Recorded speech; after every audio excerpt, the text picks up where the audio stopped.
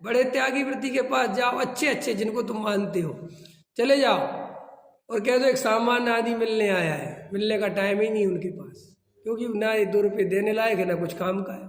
वो कह दो साहब फलाना अरबपति सेठ आया है, वो 1 करोड़ देना उसको अब भी, सबसे पहले बुलाओ उनको, भैया इतनी दूर से आए, भोजन कराओ हैं। ये तो मैं उनकी हालत बता रहा हूँ जो अपने को साधु संत कह रहे हैं। तो अंदर समझ में आ गई, तुम्हें बात समझ में आ गई, ये सब दोष देना दूसरे को छोड़ दो भाई। ये जो परिणतियां मुमुक्षु कहते ना भाई पहले जैसी नहीं बची, अरे भाई ये चस्का लगा था, और यथार्थ में आदमी एक समय बीतने के बाद वापस वहीं लौट के आता है जहां से चला था, क्योंकि लौट फिर के हमें सुख इंद्रियों ही में दिखता है।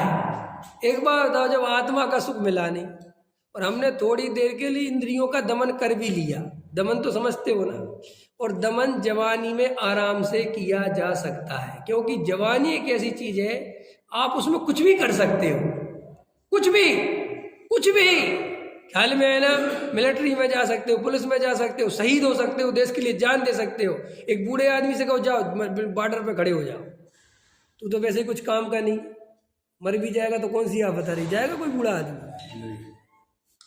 60 साल के आदमी से कहो हैं निकल जाओ बंदूक लेके, तुम वैसे ही मरने वाले हो, 2-4 को निपटा देना वहां, वो जाएगा? वो बिल्कुल नहीं जाएगा। वो कहा भाई साहब मैं तो बिल्कुल नहीं जाती। आपने देखा कभी, समझी इस गणित को, समझा तुमने कि जी कैसा गणित है? अरे जो आदमी बिल्कुल मरने के किनारे पे पहुंच गया है, जिसको 2-4 साल में मरना ही मरना है, वो आदमी मरने से इतना डर रहा है कि बचा लो कुछ नहीं। बूढ़े आदमी जितने रक्षात्मक हो जाते हैं, जवान वाला इतना रक्षात्मक नहीं होता। वो कहता है क्या देखे, मर गए तो मर गए, ये जवानी का जोश है। जबकि जवानी में वो जिएगा, माने इम्पोर्टेंस है उसकी जिंदगी, लेकिन वो दाव पे लगाने को तैयार है, और जिसको दाव पे लगाना चाहिए वो घर में घुस जाता है। ऐसे हम जवानी में त्याग व्रत में भी आगे बढ़ते हैं, छोड़ देंगे नहीं खाएंगे क्या फर्क पड़ता है। लेकिन यही जब धीरे धीरे बुढ़ापे की ओर बढ़ता है तो ये चीजें याद आती हैं, क्योंकि आत्मा तो मैं देखो सीधी सी बात है, त्याग पहले कभी होता ही नहीं, पहले मिलता है, और मिलने के बाद वो त्याग कहने लगते, वो त्याग नहीं होता, वो छूट जाता है। ख्याल में है ना? क्या कहा मैंने? दोस्तों के त्याग पूर्वक शादी होती है कि शादी पूर्वक त्याग होता है? बोलो अंत समझे।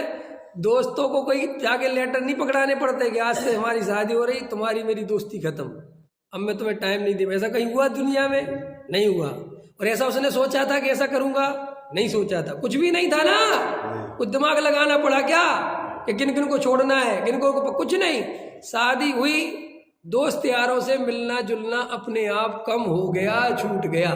दोस्तों ने कहा क्या बात है, हम बुरे लगने लगे कि भाई बुरे की बात नहीं, मेरे को कोई मिल गया है, और वो इतना ज्यादा अच्छा लगने लगा कि तुम्हें याद नहीं आती।